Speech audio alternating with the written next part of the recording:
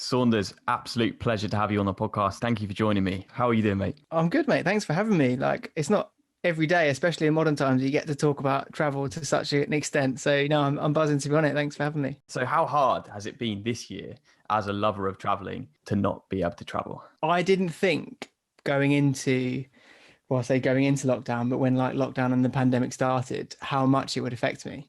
But it honestly has had such a impact on me, and not to sound too negative, but it's had a pretty bad impact on me. I've really realised how much I value it in my life and how much it's become such a huge part of my life, to the point where this is by far the longest amount of time that I've been in one place for, and since maybe 2013, 14. Like I'm always around I spend maybe 10 to 12 weeks of the year traveling, sometimes for a week or 2 weeks at a time, if not longer, if not, and sometimes some short trips. So having to be in one place, literally in one flat for almost the best part of a year now, minus a few work things that I've been able to travel for, albeit briefly. Yeah, massive impact. And I've it's interesting because I've had a completely new aspect of it. It's made me realize what I appreciated about it, being in different places, kind of always being out of your comfort zone, never really feeling like truly comfortable anywhere. And that's the thing I like the most about travel, I think, is it's like you're always the visitor, you're always the outsider. So you kind of have to like adapt to their way of life. And it's such a kind of refreshing thing for me. So not doing that and being kind of like set in your own ways, your own like dull routine for a year, it's been tough. So there's a long answer, but yeah, it's had a pretty huge impact, but hopefully one that long term will be positive because it has reignited the passion and the real reason and the understanding of why I like it so much. Exactly. And not a long answer, because I completely relate to everything you've said. This year has been a real eye opener for myself as well, in terms of where I prioritize travel in my life. So I was going to ask you, because of this year and the time you've had to contemplate the fact that we can't travel, do you feel like going forward, the way you travel is going to change in the future? 1,000,000%. And it coincides with a few other things that I've changed about my my lifestyle in the last few years. And that is just kind of looking at life and looking at my own impact as a human being. And like, it sounds incredibly hypocritical because recently, based on other work that I do and I'm talking a lot about sustainability and talking a lot about climate change and how the impacts that humans have on the planet. And that's coming from someone that has been flying around the world for the best part of 10 years, creating more carbon emissions than probably most people would in maybe even a lifetime in a developing country. So to be here now saying that this is what I want to do and this is what I want to change, it feels hypocritical, but I think it's also being aware of that impact to then have a better, more positive impact going forward. So in terms of the change I'd like to do, I've set myself you could call it challenging, you could call it rigid, but I've now said that any travel I do in the future has to have a positive impact. So be that every trip I do needs to have some element of volunteering attached to it, or it needs to, in any content I make, it needs to be talking about the things that make that an important place to go. And it probably means that, as much as my girlfriend's not happy about this, taking certain more luxury places off the agenda and going to places that there is more of a purpose to the travel. But it's not made me think negatively towards it. I'm incredibly excited to get traveling again because it's going to open my eyes to so many more things. And hopefully the idea is that I can kind of take back some of that impact that I have caused throughout my own flying and my own traveling, and start to turn that into something positive. That sounds brilliant, and also something which I'm sure everyone listening could try and implement in the way they travel going forward as well.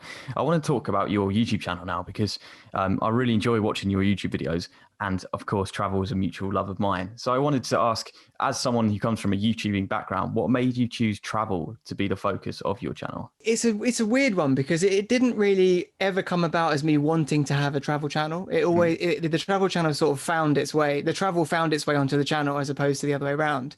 The whole thing started, there's two parts of the story. Okay. The YouTube side of it is that obviously, I say obviously, not obviously, but I come from quite somewhat of a YouTube family, in the sense that both my brothers have YouTube channels. Spencer has had a channel for the longest, and he kind of like set the precedent, the tone for the rest of the family, and as a result, what he's created has become quite a big part of the whole family's life in terms of the football team, things like that. So there was that influence to start there, and the only thing I had going on at the time was what I was doing for a job, which was as a producer, as someone making content behind the scenes. I was shooting and editing things. And it just so happened to be that at the time that was heavily involved within sport, which had quite a heavy degree of traveling. So that would be like, I don't know, 1 month I might be going with a Chelsea fans channel to Israel to cover them playing Maccabi Tel Aviv. And then the next year I'd be going with a Man United fan channel to cover their preseason tour in America. So it was a lot of travel. And the more I did it, I thought, I want to personally have a way to remember this. It had nothing to do with views or subscribers or any sort of like following. I just wanted to have a place that I could document it, and I liked the idea of it being online. Yeah. And because of what my brother was doing, I thought, okay, this seems like a great place to do it. So I started doing it purely for myself, and it very quickly turned into being about the travel and less about the job. Yeah. And then I realized that I could then align that with my other interests and passions, which I've always loved travel. I think I can't remember a time where I wasn't bewildered by the idea of going to somewhere new. And I think I owe that a lot to my grandparents, because they did so much traveling, like both in the military and out of the military, but they've done like 6 world cruises. Oh, wow. And back in those days when they first did it, it wasn't like cruises now. It would be, you'd go to a destination, you'd get off the boat, and then you'd do a load of stuff on land for like 10 days. And then get back on the boat. It wasn't like here on and off for 2 hours, next destination. It was way more involved. And the stories of travel back then, absolutely mind blowing. Like hearing some of the stuff that they did, like even big organizations that run these cruise trips, some of the stuff they were doing was like, that would be illegal now, like to do on a holiday. Like the idea of like being put in a little canoe in the Amazon and allowing these little kids to come up to the boat with live crocodiles and being like, take a picture, and just throwing the crocodiles on the guests to have photos, like snakes, crocodiles, anaconda, like everything. It's like, you'd never get away with it now, or you'd never see it now because of the health and safety. But it's like it's almost like true travel, isn't it? You're really getting an idea of another culture and another thing. It takes you so far out of your comfort zone that I honestly, I don't feel like you can really enjoy anything to the utmost degree without being out of your comfort zone. So yeah, I've divulged a bit, but yeah, that played a big part. But the other side was in terms of the video making and the YouTube is fresh out of university. I'd been doing some work within the video production world, and I wanted to kind of do some travels. Like before I get too stuck into this, little did I know what my career would actually become in the future. But I want to get some travel done. I want to kind of see more of the world and get myself out of my comfort zone. And a friend of mine at university called Ollie, he had exactly the same thoughts. He didn't want to get into a career before having done this stuff. So we started thinking about it, and I was like, there must be an opportunity to combine the sort of work that I'd learned at university, what I'd been doing as a job while studying, and travel. There must be value there. That's something that like my skill set that I've built up could offer to a travel company. So we came up with this pitch, which was so pie in the sky, so like it's a dream, probably never likely to happen thing, which was we wanted to go do the Southeast Asia route, the kind of Indochina, Thailand, Vietnam, Cambodia, Laos, etc. But we thought, I want to make videos while we're doing it, like little small travel videos here and there, just to kind of cover the journey that would start before we went, about all the process of getting visas, getting vaccinated, all that stuff. And then eventually kind of going throughout the trip and live blogging it, as it was kind of talked about in those days. And we're talking about like 2013, 2014 now. So the YouTube vlogging scene hadn't properly taken off at that point. It was getting there, but not within the way that it is now. So we made this pitch, which was a video of us. We were both working at ASOS at the time, like doing some temp work here. And we used one of the fashion studios with the plain white background. And we made this video. It was like, hi, I'm Saunders. Hi, I'm Ollie. Together, we're going to do this trip. And this is why you should get us to do it with your company. Like, it was so cringe. Like, if I watch it back now, I'd be cringing all over the place. But it was essentially saying, we're going to do this trip, whether anyone's involved or not. But this is what we're going to do. Surely there's some value with this wealth of content, and assigning that to a travel brand. So we made this pitch, put it out to about 15 different travel companies, about 12 of which never even replied to us. 3 did, two actually followed up, and it then came into where one company that was taking it seriously, which was Gap Year, the travel company, and they said, "Yeah, sure, we'll do it." I don't think I've told this side of the story before. Is that we went into it being like, we just want to make the content, and if they can help facilitate the travel, then we're quids in. We're saving money traveling. We went to the meeting in their offices and had to kind of like pitch as like 21-year-olds who have no idea of pitching, and we did the pitch. And then they were like, yeah, okay, we like the idea of it. This is a sort of the number of videos we'd like you to make. Yeah, that works, blah, blah, blah.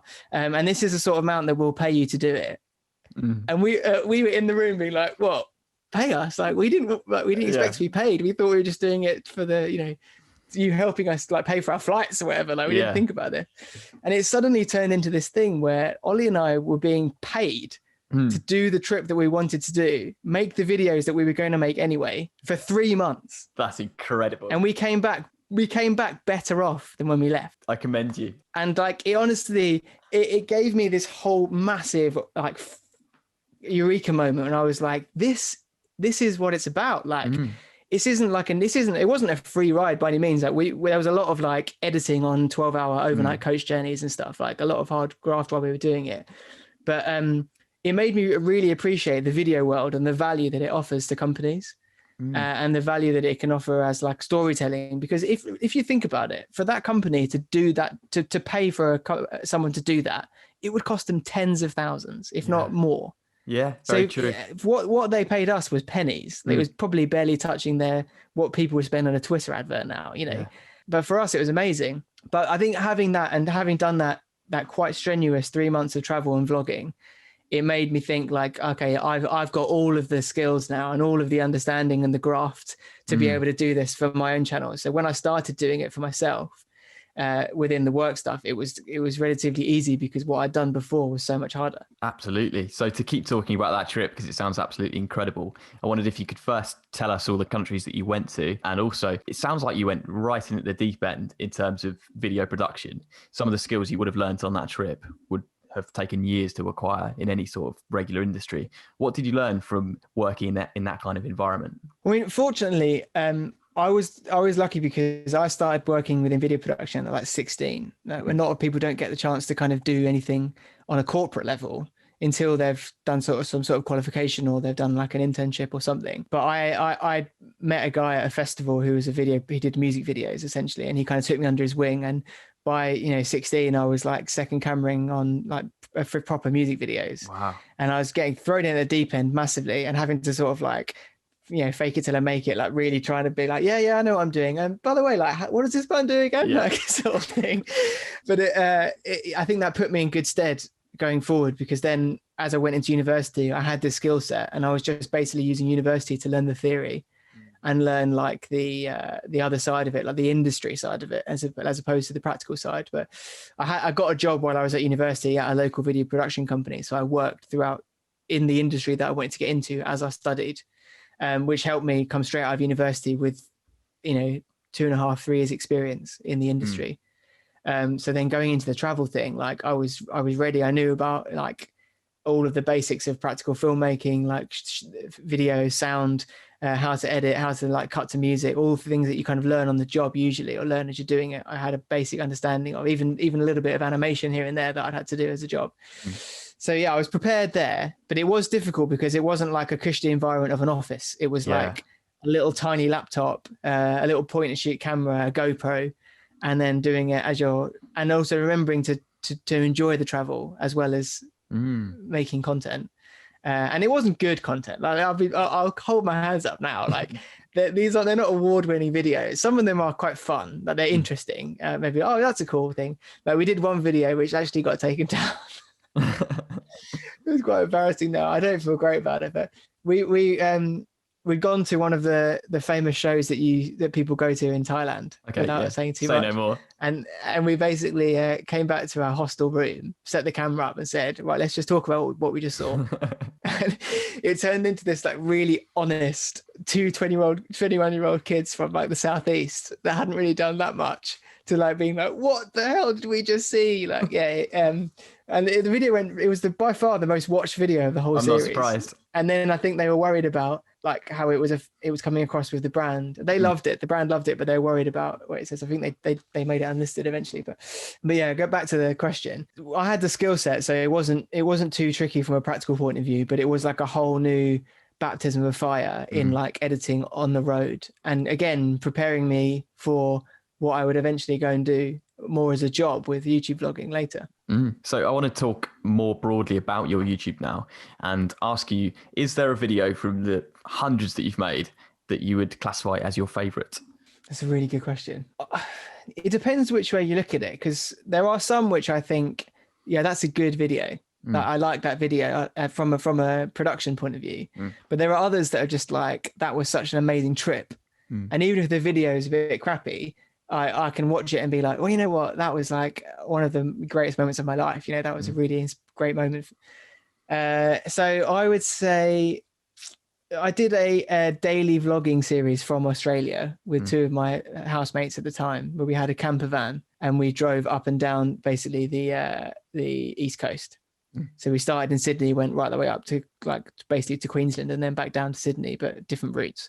And I live vlogged it, so every day daily vlogged it. And we were all filmmakers. Oh, nice! So it was like really fun for us. We had drones, we had like all these different creative ideas, and that was really fun to make. Like we're two best mates making stuff. You know, it was really fun, and people seemed to really like them as well, which was great, and kind of made it all worthwhile in the end. And so much so that I only found out this week. I basically had a thing on my YouTube pop up about people using my content, like a claim thing. Okay. And I just was looking about what it was. Some of them were just people just completely ripping it. And this one other was all in Thai.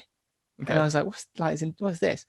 I clicked through to it, and it was kind of like a webcam of a school in Thailand.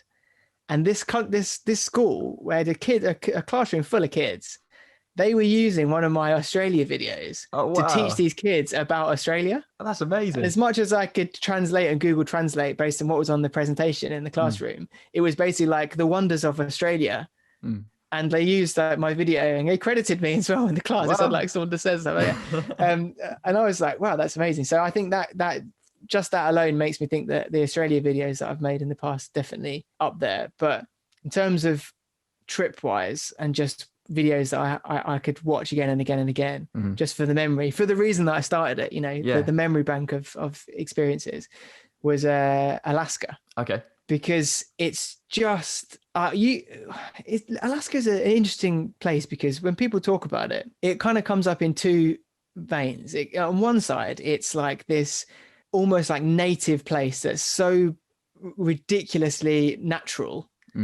It's almost like it's beyond reason why you'd even want to live there, because it's so cold, it's so snowy, it's so in the middle of nowhere. It's like Siberia, but in North America.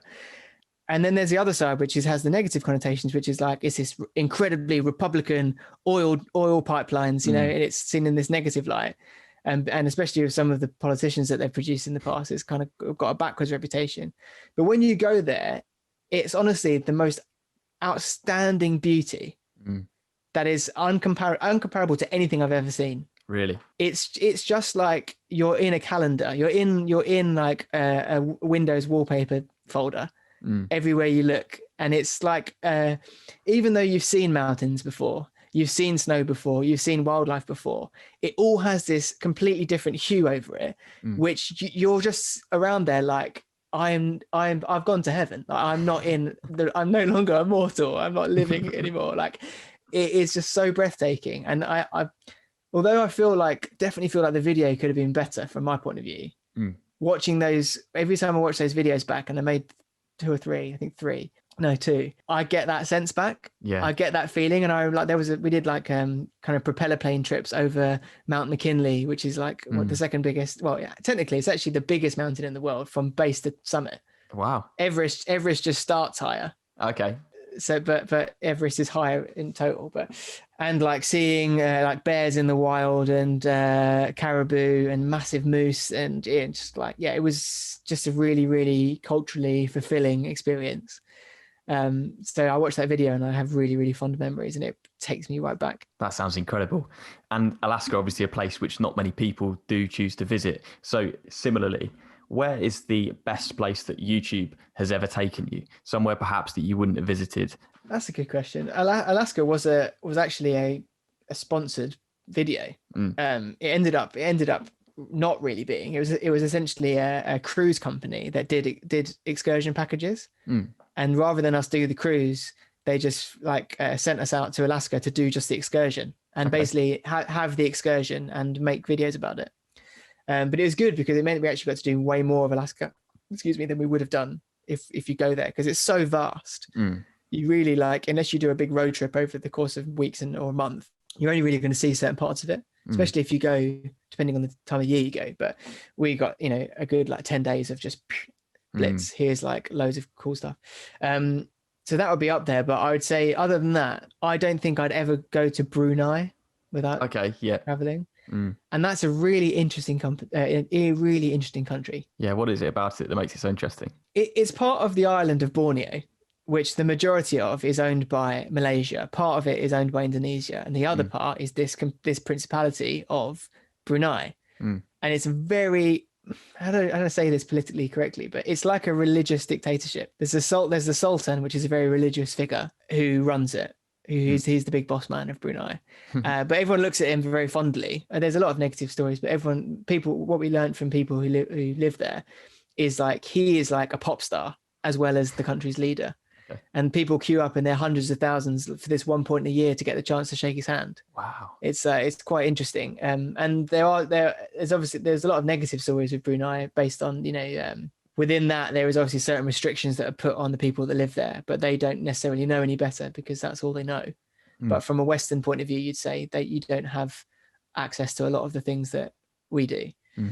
But at the same time, they're quite good at reinvesting. And because at one point he was the richest man in the world, the Sultan of Brunei, there's a lot of investment in the people. So there's like quite a good low minimum wage, quite a good standard of living. And there's a lot of investment in communities, which is nice.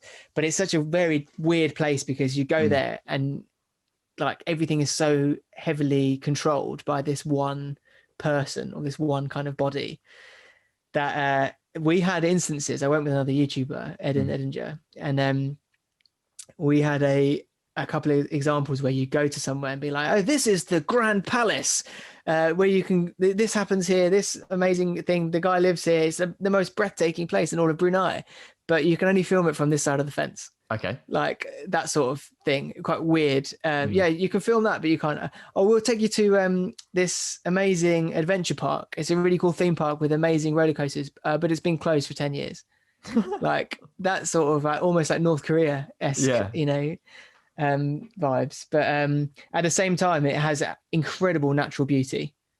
We did like as two YouTubers, we basically were sent there and just left our own devices in this really quite odd countries based on what we were used to. Again, comfort zone, so I was loving it. Yeah, outside of the comfort zone. But there's one point where we were in like a ferry taxi, which was like the tiniest little boat, like basically the size of this room, the boat with about 20 people on it. Half the people had kittens and cats in little boxes.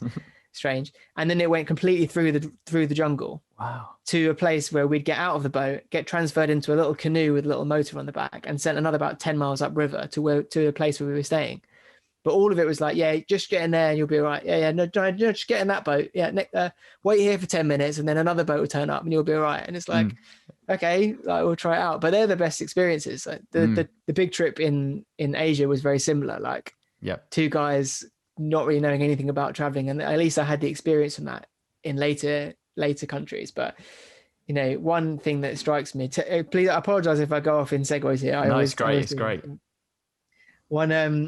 One experience that I often reflect on, which was Ollie and I we were going from Bangkok down to the Thai islands, and there's like a ferry port that takes you to most of the Thai islands. I think it's about 12-hour bus journey from Bangkok.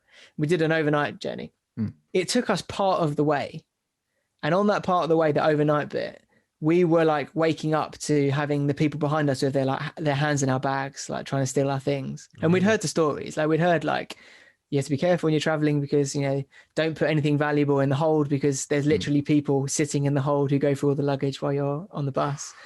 and loads of people have their cameras stolen and memory cards, which is just like, it seems trivial. It's just, it's material goods. But when someone steals a memory card that's pretty useless to them, but it's got 2,000 photos of your trip on it, Yeah. And for us, that was pretty disastrous because that would have been what we were being paid to do. So we had this uncomfortable like overnight bus where we didn't really sleep because we were a bit worried about, this stuff. And then we just got dropped off, just us two. Now, this was a coach full of people, mostly locals.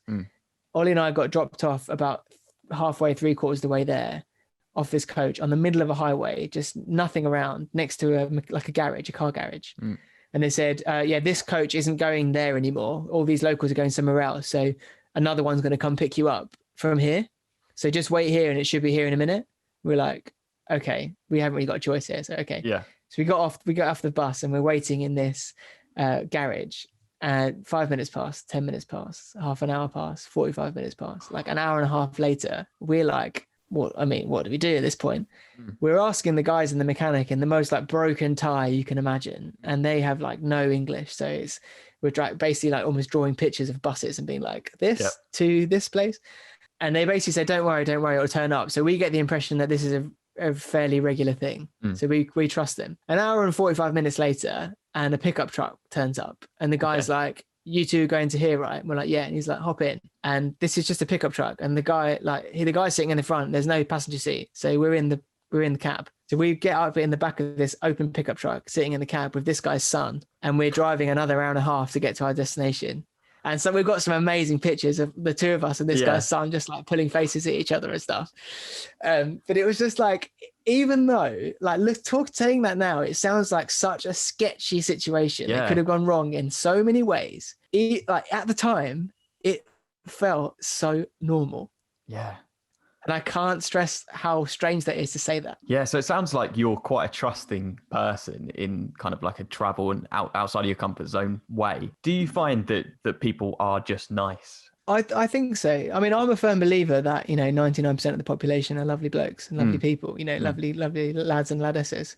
But I also am aware that there are the odd bad egg here and there. And I think I'd be foolish or perhaps a little bit. I think it would be an injustice to say that there aren't people who are out to get you, and you need to be prepared for that and need to be aware and just have good street smarts. But my experience is, 99% of the people you meet wherever you go are nice people because we're all humans. We all share the same values. Like we all have the same vague idea of, right and wrong. And I think one thing that we have massively got wrong as a country, and maybe this is the Western world, but I'd probably go as far as saying this is more of a UK thing, is we have forgot how to trust people, and we've forgotten how to see the good in things. And that's another reason why I love travel, because you're kind of like forced to remember that people are nice. And like, again, on that big Asia trip that we spent 2 days sleeping in the upstairs floor of this village hut in a rice village in Vietnam, which was like it was about an hour and a half to the nearest town either way. Just the people that worked on the rice fields lived there. And we stayed on the floor just under a mosquito net in this family's house. And obviously this family don't have a lot. It's Vietnam, so it's not exactly a booming economy in rural areas. And they're farmers. The spread that they put on for us for dinner was more than we'd eaten in our entire trip. Wow. And we were so aware. We tried to return the gesture as much as we could. We left them kind of a little bit of money and kind of like really made an effort to kind of get stuck in. We were there, so they felt like what they were doing was all worth it. And it was just like this huge realization. I've had a few moments like that within like traveling, of just like pure human kindness. Yeah. And just like hospitality, and just people kind of going above and beyond to have pride in like their life. They live a life, and they want to kind of be like, we live this and we want you to share in it. And it's like, there is the other side of it, is they're so scared that you're not going to enjoy it, that sometimes it can seem like a little bit much, but you just have to embrace it. You have to embrace it. Like, it's intense, but you enjoy it. Like this rice place we went, this rice village, mental. I'll never forget this. We got off the bus that we got to get there, and we started talking to a few people that were there that speak English, and they kind of help facilitate these homestays. And we were just chatting on the street, and this guy comes over, and we're talking, and someone spots in the corner there's a snake, and the snake comes out from underneath of one of these buildings. It's a red snake. It's not very big, just a thin little red snake. And one of us goes, oh, a snake, like that. But we're like excited, like, oh my God, it's a snake. The guy pounced on the snake, picked it up and killed it. And we were like, whoa, we didn't want you to do that. But he was so scared that we had fear about his town that he immediately wanted to eradicate it. He just like, I want to make you as comfortable as possible. I'm gonna get rid of the snake right now. And it's like, he didn't obviously realize that we weren't saying, I'm scared, get rid of it, or we're going home. But he wanted to have us to have the most positive experience possible. But that, I mean, as much as that's like quite a brutal thing, it's testament to the kindness they have. For all I know, it could have been the most poisonous snake in the world, for all I know. You could be saving my life. That situation in Vietnam sounds incredible, and it's testament to the amazing people that live there. Would you say that the people in Vietnam are the friendliest you've ever encountered on your travels, or is there another country which could come to mind? I think I wouldn't say that there's anywhere country specific that I've found the nicest people. I find that there's pockets of countries that I think it comes with the lifestyle. So I find people that live in rural areas to be a lot more giving, a lot more hospitable. And I think like they kind of want to make your experience as positive as possible, and you leave thinking like, what a great country, or what a great people, you know. But I think as cities get bigger and bigger and bigger and become more westernized and more kind of business centric, the cities lose that touch a bit. And I found that Vietnam is by far my favorite country I've ever visited. Is it? And I think it maybe sways because I spent about 17 days there. So it's quite a long time. And I think we traveled all up basically the spine of Vietnam. So we saw loads of different things. And I found that the bigger city, that Hanoi, was the place I enjoyed the least in the country. It just had that sort of, it's still an amazing place, but it had that sort of vibe of being a bit scary at night in certain places. There are obviously like the really crazily backer places where everyone's just kind of getting pissed in the street and that sort of like, you know, a hostile vibe. But I didn't feel as safe there at night. And we saw a few instances. I don't really like telling these stories too much, but I don't want to dissuade anyone from going anywhere. But I think everyone should experience everything for themselves. But there was a few instances in places, Hanoi being one, where we saw like crime happen in front of us that was quite devastating, to the point where like someone had like quite a large amount of their belongings taken in a quite bizarre way. Like you see it in London now, actually, with the moped crime. Yeah. How they kind of speed past you and grab something. But it's a little bit more intense. We saw a girl who was walking in the streets, not that late, kind of like 7, 8 p.m. And she was taking photos of stuff, and a moped came past, and the guy on the back of the moped pulled a knife. Wow. And as while moving, as going past, cut the straps off her bag and her camera and took the lot and they disappeared. And it happened right in front of us, and it was just like, whoa. And then we had a guide actually on that day, and he'd already warned us to like hold on to our belongings with our hands, don't like have them on straps. So we knew going into that, and kind of having them in your body and not outwards. But obviously this poor girl didn't know that. But again, off the point a little bit. I think I like to believe that everyone's nice, but there are obviously places where you have to exercise a bit of caution, because unfortunately there is, you know, people that struggle out there, and they feel like that's the only thing they can do to make ends meet and keep going. It's not that they want to be criminals. It's not that they want to ruin someone's holiday or whatever. They just have very little options. So that's, you know, you have to be kind of sensitive to that. No particular place that has the nicest people, but rural Vietnam was very hospitable. I find the people in Japan to be incredibly respectful. Okay. They're very respectful people. Like they're respectful of themselves, respectful of their families, of the places they live. Like everywhere's super clean. And I find, that they're very respectful people, and they'll show interest in what you're doing, and beyond, you know, to make a sale or to get you to buy something, they want to know where you come from, you know, how things are different in your country and their country. I remember once I told this waitress, asked her, she was like, what are you doing in Japan? And we were like, oh, we're making a video for this. And she was like, oh, YouTube. She's like, oh, amazing. What's your channel like? Like, what are the videos you make? Where else have you been? Like, and instantly she was like really excited to talk to us. So yeah, that's nice. But I think those two places are quite, they strike my memory, I think. Nice. So you've said that Vietnam's your favorite country. like you've mentioned in Japan, I had Japan down in preparation in case you said it, because I watched the video you mentioned about having the piece of technology you put on your head Yeah. and you walked around and it essentially read your mind in the simplest possible way to explain. Could you elaborate on that for everyone and kind of explain what the premise of that video was?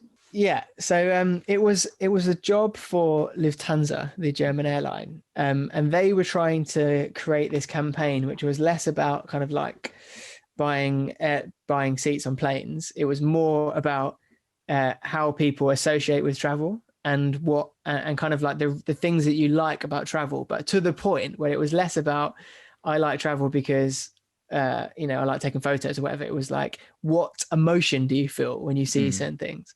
And they teamed up with this university that had made this device, this company. It came out of university research, and it's essentially read your synapses in your head and your brain. And it wasn't like it could read your mind. It basically could read when certain parts of your brain were stimulated. And like within neurology, those parts of the brains are linked to certain emotions. So like if this part was the flag, or this part was the synapse, it would be like, oh, this is your happiness, this is your joy. Okay. If this part, it was like, this is your intrigue, this is your curiosity and inquisitiveness. This part is something else, And it was like it ended up being, for me, all of my emotions were the same with every place I went. Which I think it's just me. It was always intrigue and happiness. They were the two that flared up the most, to the point where I was trying to like bring up reflectiveness so much. I was like, quick, think of something. It doesn't really work like that, unfortunately. It was I say it's reasonably accurate in terms of what I felt at the time.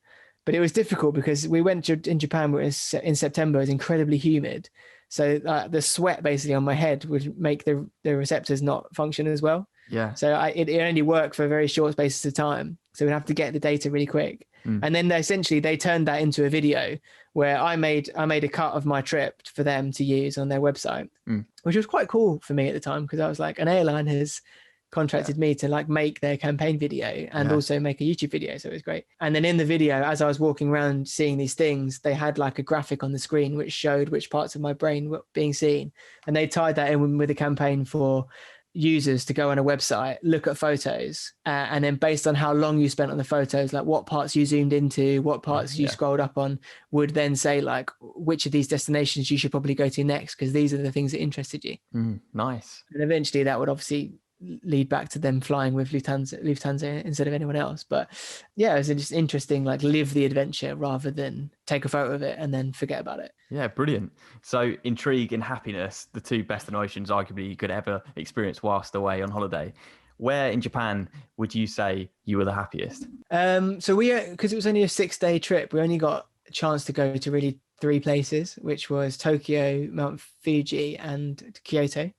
Kyoto was like unreal for me. Like I absolutely loved it, because in the town city-ish, you've got like all of the modern amenities that you could need. If you want to stay in a nice hotel, you've got it. If you want to go to lots of restaurants, you've got them. Like the luxury is there if you want it.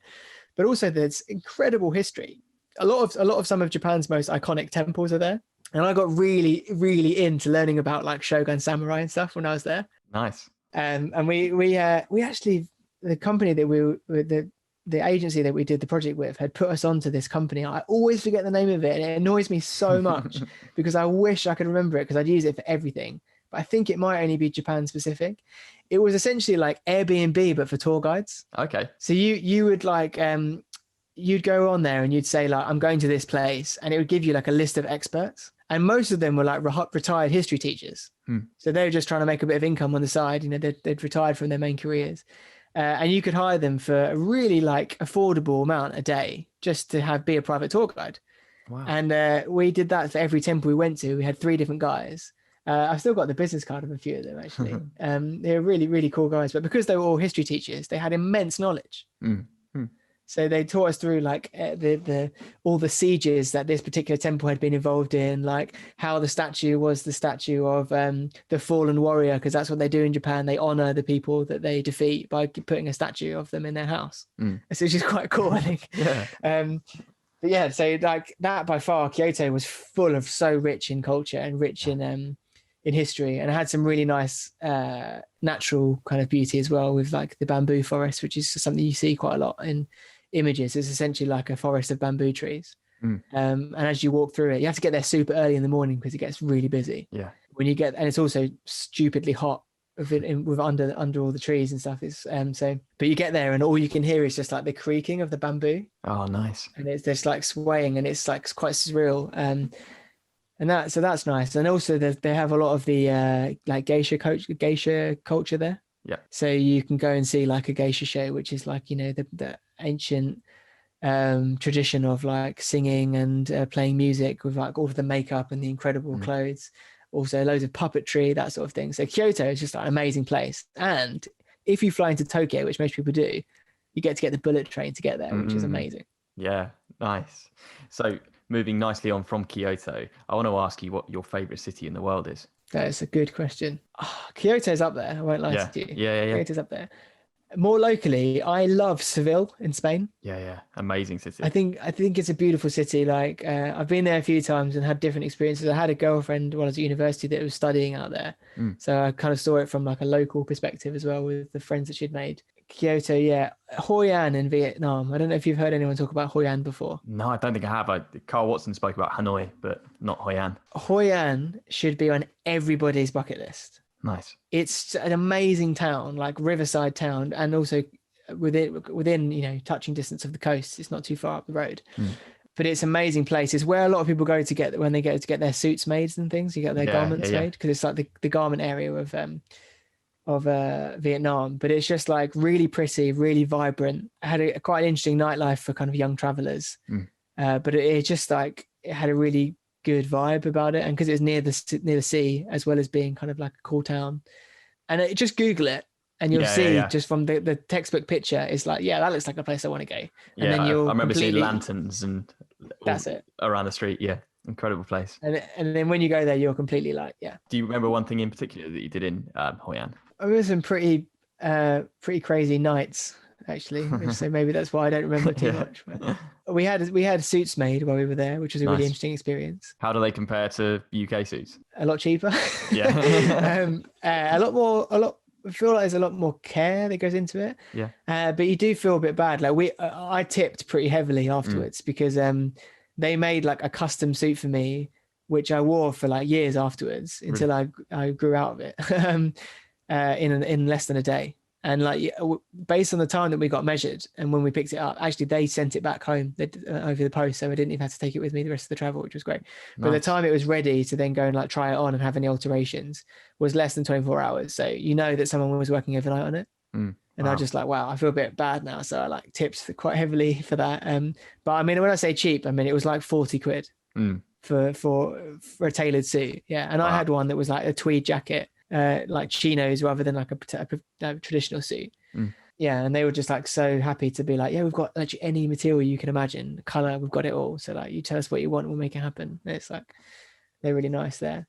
I just have like fond visual memories of that place. I'd love to go back. A CEO of a company that I do a lot of work with, he went and worked out there for like 2 weeks last year. Oh, nice. And he just like hearing the stories was like, yeah, that was a year before last, actually. He was like, yeah, now I remember why that's such a cool place. But there are other places that I have fond memories of and would say like, yeah, that was one of my favorite city experiences, but for different reasons. So a lot of work things, like a few places in South America that I've done for work, not necessarily my own YouTube channel, but for other clients, just have really interesting stories that were interesting, like Bogota or Kazuka, which is like a small like hillside town just about an hour outside of Bogota in Colombia.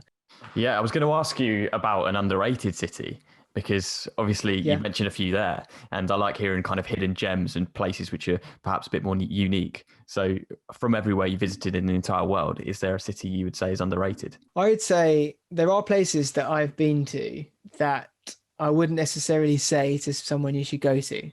But at the same time, I had a very culturally rewarding or like an culturally awakening of sorts, or a little bit more of like where you kind of start thinking, oh yeah, this is how the world works. This is a bit more broader picture. Mainly rural or like suburban towns next to a big city that you go to on holiday. So I don't know if I'd necessarily say there's too many underrated places. I think a lot of places in Europe are underrated. I think like Slovenia as a country is incredibly underrated.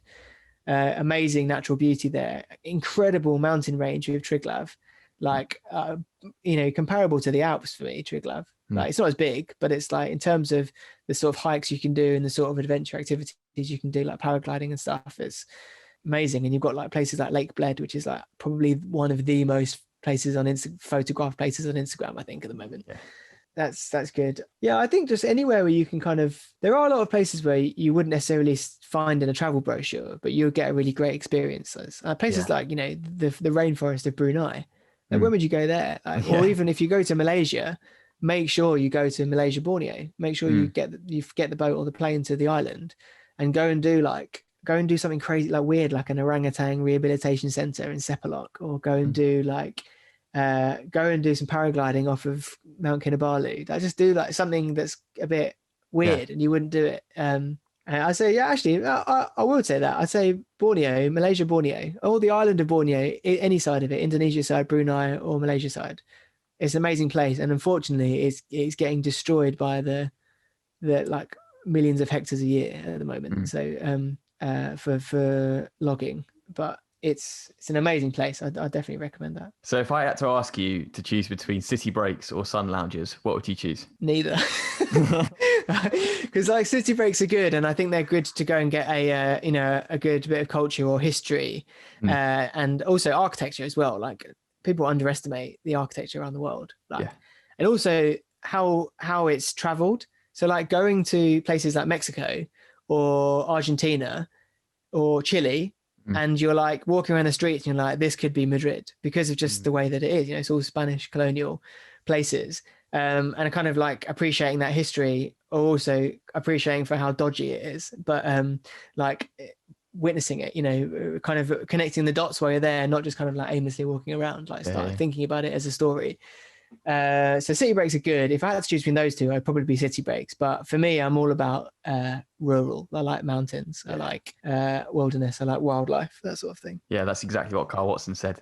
He said mountains when I asked him to choose between city breaks and beaches. So yeah, you share a lot in common. Yeah, mountains for sure. Nice. So I want to talk about your YouTube channel, because obviously there's not been as many videos as people would like on there in the recent years. I remember Robbie Knox, when I watched your video when you went for a walk with him, he's leading the campaign to get you to start making YouTube videos again. Can we expect YouTube videos in the future? 100%. No, I'm really keen to do it again. The main reason it hasn't been done is because I've working on this motorsport called Formula E has been so much travel, and it seems so crazy to say it. It's been so much travel, and you think, oh, why didn't you make videos when you're going there? But also, we're working so hard, I wouldn't have the time. And then other travel I've done have just been for other clients where I've been hired to do a job. So it's kind of like not fair for me to go and make my own content in the way that I would like to out there. So it's not why I didn't like it. To the other side of it is that I did sort of fall out of love with the data, the pressure side of YouTube. Okay. I love to travel, but it was coming a little bit too familiar that I would go to a place for the purpose of making a video rather than making a video about going to a place. And I just remember there's like a handful of examples. I have like the Three Sisters in Katoomba, which is just outside of Sydney in Australia, which is like this amazing natural phenomenon, which is just three massive rock like sculptures in the ground, which make up kind of three pillars they call it the Three Sisters. And it's over this incredible range of the Blue Mountains National Park. Wow. And it's just like grass and trees and kind of mountains for days. And there's a certain viewpoint you can go to, and it's just the best sunset you've probably ever seen in your life. Wow. And I remember going there at sunset, and I took 1,000 photos in the space of 45 minutes. What? Mostly because I was trying to get like time-lapse shots. So I was kind of like lots of different things. And loads of video at the same time, bits to camera, trying to get the sunlights fall, all on kind of multiple cameras. And just as the sun was going down, like the last sort of few minutes of the sun going behind the mountains, I was like, where's the last 45 minutes of my life gone? I've just put all my memory of this now is going to be via these photos and via these things. Like, I didn't appreciate this moment, which I might not get to do again. Turns out I did exactly the same thing about a year later. I didn't know that at the time, but that was one time I thought, okay, this is not what I got into this for. This is not what I'm not making the most of these experiences. And another time was one of the paragliding trips I'd done in Slovenia, where we'd done some paragliding off the top of this mountain, and I was doing loads of content at the time. I was making a few things for a few different people as well as myself. And we set off, and I was like GoPro mounted on my chest, 360 camera mounted on another thing, my normal vlogging camera in my hand, and then another 360, which was a Samsung one because I was doing a Samsung job at the time, like this. So I was like paragliding with 4 cameras. And when we land, and it's over a beautiful, like the national park I talked about, the mountains, all over amazing land. And we landed, and I was just like, don't remember it. Wow. I have no idea what I've just done. I had 4 different angles of it, but I thought this isn't doing it for me anymore. So I decided to take a step back, and it just so happened that it coincided with all this extra work. Yeah. So I sort of I never refound the love again while I was doing this other stuff, but I've refound it now. And now it's just about, obviously I can't make much travel content now at the moment. So it's just kind of like being patient, holding on to the idea that I'm going to make it. But also I'm very cautious that because of all of the travel that I've done in the past, as I mentioned at the start, I now only want to make things that have a purpose or have a positive impact. So I've got ideas, loads of ideas, and loads of things that I want to do. So it'll just be, once we can start moving again, it'll be doing that. And it's going to be interesting, because if I'm saying like I want to have the least impact possible, do I ever do a long haul flight again? Yeah. If I do, how do I offset how do I counteract those that CO2 emissions? Like, do I go and do some volunteering projects? Like, I had a month in Indonesia planned in May this year, which got cancelled, of course. And it was in between 2 Formula E races, so I was limiting my flights. I was basically one in Seoul and one in Jakarta. So I was going to just get a short haul flight from Seoul to Bali, do a month in Indonesia, and then I'd be in Jakarta ready for the next race, rather than going long haul, England, Korea, England, Jakarta, England. I took 2 of the long haul flights out, so I was cutting my emissions, huge, massive amount. And then while we were there, we were going to do 2 weeks of marine conservation volunteering. So I was like, this is my giving back. So that is probably what travel is going to look like for me now. And I'm really excited. Yeah, really excited, because I think those experiences, they give you a whole new side of it. It's incredibly local. So you get like a real local side. It's not like tour trips, itineraries, and nice hotels. It's like basic accommodation, real people, real issues that you want to have a positive impact on. Fantastic. And I want to talk about food and drink now, because from doing the vast amount of travel that you've done, you must have tasted food and drink from all around the world. And to be able to answer this question brilliantly, where in the world has the best food? Whoa, what a question. I think it's quite a subjective question based on everyone's taste. Yeah. But obviously there are some places you can go where you can have some really wild food, like deep fried tarantula and scorpion in Asia and stuff. It's quite bizarre. And there are places that I know known for like the culinary expertise, places. Okay, here's the list though. I made a note of this before because I thought this question might come up, and I was like, I'm quite passionate about food, so I want to make sure I answer right. Something I haven't contended with properly yet is that I switched to a plant-based diet about a year ago. Okay, yep. I've been to South America twice since having this diet, and I've basically been laughed out of restaurants for like asking like what they have for like a vegan or what they have for a vegan diet, and they'll put onto this, and it's like, oh no, it's got cheese in it, and they're like laughing, but they just basically point at the salad, then laugh and walk away. But it's challenging, and I think I'm going to get quite big into like vegan travelers and see like what they eat. But anyway, this pre-plant-based, I've had some pretty cool experiences. So hawker markets in general in Asia are a big thing. It's like a big covered market with loads of stalls, all selling different sort of food. Imagine like a food court, but it's more like, rather than a shopping center, it's like in the streets, and it's kind of on little stands. Everything's very like family orientated. And then you just sit in the middle and eat. Everyone eats different bits, and it's like where people go to hang out. But you get some amazing local food there, where everyone has their own little take on things. Yeah. So you might have like one dish that you've had in England or you've had anywhere in the world, but you'll never have it like you have it from this guy who makes it in his own special way, uses certain ingredients. So hawker markets are really cool for that, and you can go there and try like a little rice dish here, and then have a little noodle dish here, or then have like a little fish dish here, and you can just kind of like tapas it. and just have like a feast of all these different things, and that kind of great street food. The two best places I've had those are Singapore, Hong Kong, and Penang in Malaysia. Nice. And could you pick your favorite out of those three? Penang, Yeah. because Malaysia has three quite dominant cultures all living within the same country. It has like the Asian Buddhist, it has Asian Islam, and it has really strong Christianity. And with that, you have all the different cultures coming together, and with that is food as well. So like you have some places where you would never see pork on the menu, and other places which have more of the Chinese influence, and there's loads of pork. Yeah. So you go to Penang, and it's like the most beautiful combination of all three cultures, to the point where you walk down the street and you've got like mosque, church, temple, all next door to each other. And there's very little conflicts. Everyone just kind of gets about their life, and that in the food is really cool. If you are a meat eater, and I don't condone a lot of beef eating now just because of the carbon footprint, but there is nowhere in the world that makes steak like Buenos Aires. Yep. Okay. To the point where like they show off about how tender it is because when cut it with a spoon. Wow. And the portions are ridiculous, like absolutely ridiculous. And I think it mainly comes down to places like Australia and Chile and Argentina that have great meat, is because they allow their cows to roam in like hundreds of acres of land. There's no like factory farming. And I think that just makes like a happier animal and better meat as a result of it. But those days are behind me now, and it's kind of weird to say that. But I think I'd say those two places for sure. Nice. So we've got the places nailed down, but can we go a bit more intricate and try and find a particular dish?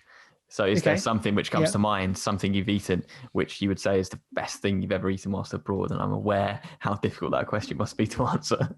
I think that the steak in Argentina, if I think about it, I can taste it now. I don't know if it's still here. I've got a business card from the restaurant that I keep on my desk. Nice. And every now and then I just look at it and I go, it's called La Cabrera. It's a quite infamous restaurant in Buenos Aires that does great steak. That's the place that they do the spoon thing. It's quite awesome. Steak, a nice bit of steak and a nice Argentinian Malbec, and you've got all the dinner you could want. Yeah. So that would be one. And then I would say there's a dish in Malaysia, which I'm just trying to remember the name of it, and I don't want to say it wrong because it's in Malaysian. It is called. I keep thinking I'm saying something in my head, but I know it's wrong, and that's the name of the place. Bear with me one second. Yeah. No worries, mate. No worries. My girlfriend loves it as well, so I'll ask her. Nice. Got it. Nice. Got it. Okay. I think I'm going to keep all this in. No, it's fine. It's called Charky Tao. It's like CHARKWETWA something. It's an odd spelling, but it's an amazing like noodle dish, but the noodles are kind of like almost pasta like. Okay. And get that street food version of that in Penang in particular was amazing, and we've got a picture on our fridge of us eating it. Nice. We loved it so much. And one of my most favorite photos I've ever taken was in that street food market of the guy making it. Amazing. And it's basically this guy cooking it in this massive saucepan, and there's like sparks and flames everywhere. So unreal. So they're the dishes, steak and Nice. And I know YouTube is a world of hyperbole, but you described an Amsterdam cookie as the best cookie you've ever eaten from Van Stapele. I'm not too sure. Yeah. A chocolate cookie. To date, still the best one. Is it? Nice. Yeah, that was 3-4 years ago. I've still never had anything like it. What made it so special? I don't know, and I think if they told us, they'd probably not go out of business because whatever they're doing is great. I mean, I don't want to connect any dots, but Amsterdam and I wonder. But no, it was honestly just like baked to perfection, to the point where it had the crunch, but also like the most amazing softness as well. And they were quite hefty as well in size. We got told about them like, oh, go to this place, it was great cookies. But they didn't prepare us for how good it would be. Nice. And I want to move on now a little bit away from food, but on to drink, because listening to the episode you did with Robbie Knox on his channel, I really enjoyed hearing you speak about coffee, because you spoke about it with such passion and it really came across how much you loved it. You've learned a lot about it as well. So I'm going to describe you as a coffee connoisseur. I don't know how well that sits with you. It's fine. I worry about if I say the wrong thing, people are like, this guy's so full of crap. Like, no, that's me. I think coming from me, it's absolutely fine. Okay. But which country in the world makes the best coffee? Colombia. No one comes close? The region of that region of South America or Central America, they all make good stuff. Guatemala, actually, Guatemala and Colombia, it's pretty. It depends on the bean. There are. I've had great, probably really nice. I think most recently, I'm saying Colombia because I've most recently had a bean from Colombia that I really like. But there is a Guatemalan one that sticks in my head. It's more because of where they are in the world. It's altitude based. It's on the equator and altitude. Okay. It's something about the soil density, the climate, and the altitude, which just seemingly makes great coffee. And I know a lot of people will say that they prefer like kind of like the slightly more bitter African coffee because it's more acidic, it's lower. But for me, South American coffee is the one. Sadly, it's one of the things that is being affected quite heavily by climate change. It is difficult for them out there at the moment. They're not guaranteed good yields, and like in that part of the world where there isn't a lot of money going around for rural farmers, like it's quite devastating. That's something I want to do on my channel. Actually, I want to go and do like coffee stuff in South America, maybe Colombia or Costa Rica, but about these places that are struggling and just get the word out there a bit more. Nice. So that's really valuable, decent content. Look forward to seeing that kind of stuff on your channel in the future as well. I want to move it back to more of the staple questions from the podcast now and ask you, is there a holiday or trip that means the most to you? Good question. That's something that I think everyone should think about a bit more, actually, what things mean to you. That trip, the Malaysia trip, was really good. It was Malaysia and Singapore, and I was with the girlfriend. It was our first proper big trip together. And we went we did a few different places in Malaysia. We did an island, like a kind of like nice tropical island, and then we did Singapore, and Borneo also was in that trip. And that was just like, it was great for us as a couple to do that. We had some really cool experiences, like feeding eagles off the back of jet skis in Langkawi, which was like just such a bizarre thing to say. Like, that was good. Alaska as well, that means a lot to me just because it reminds me about the natural world. It reminds me about like how important it is to protect it, because of there are only a few places that have that sort of outstanding beauty, but you need to find it everywhere. And like, even that means just going to Scotland, and you'll find a lot more than you probably think. Absolutely. Nice. So we spoke quite positively about travel now. So I want to kind of turn it on its head and ask you, is there a place from your travels which you would never go back to? I'm not sure there's anywhere that I've disliked that much that I would say I'm never going back there. There's been a few places like in between destinations that I probably would potentially avoid. And I say now I'm older, as the grumpy old man that I'm sort of turning into, I probably wouldn't now go to like the party islands. I think when you're young, like lap it up, enjoy it, get the most out of it. But most importantly, be respectful of where you are. There's too many people that go out there and they just treat it like a dump, and they don't like. They're not courteous to the people that live there. They're not, But I wouldn't do that now. But I don't think there's anywhere that I dislike that much. I don't think there's a few places where I've had like really sketchy and like borderline, life-threatening experiences. But I wouldn't say don't go there because of that. I just say go there with the idea that it might be unsafe at certain points. But yeah, nowhere I'd say not to go. Let's make it a little bit more positive now and spin it on its head. A place that you could always go back to, somewhere you find yourself going back to over and over again. Even though I only went there for 6 days, I think I could go back to Japan and always find something different every time. Because it's just like you've got the bonkers like light and pure just craziness of Tokyo, and then you've got complete serenity in Kyoto. It's like quite a vast disparity there, so you can really and there's amazing skiing as well. I keep hearing about as well in Japan as well. So. But I think to keep it realistic, especially within current times and maybe going forward, I don't think you can underestimate Scotland. Like Scotland is a breathtakingly beautiful place. I'd go, like if my life was different now, I'd like buy a house in Scotland and go there every weekend. Really? Like, the weather is, it's like the worst weather in the UK. It's like 364 days of rain essentially. But when it is nice, it's absolutely beautiful. And like you get as good hikes there as you would in the Alps, as you would in like anywhere really, apart from say like North America or New Zealand or something. Yeah, people definitely underestimate this Scotland just because of how local it is essentially. Whereabouts in Scotland would you buy your house if you could buy a house anywhere? I think probably somewhere around Glencoe, because you're on that Western Highlands, You can travel up and get to like Gairloch, and even go as far as like Fort William, and go proper on the islands as well, and go into the Outer Hebrides and the as far as the Faroe Islands if you wanted to get a long old boat. But yeah, somewhere around there, because you've also got like nice seaside towns like Oban, which is just really cool, like just a nice place. And you've got all the great climbing and their great hikes with Ben Nevis and all of the other Monroes that are around there, which is some great mountain range. Lovely.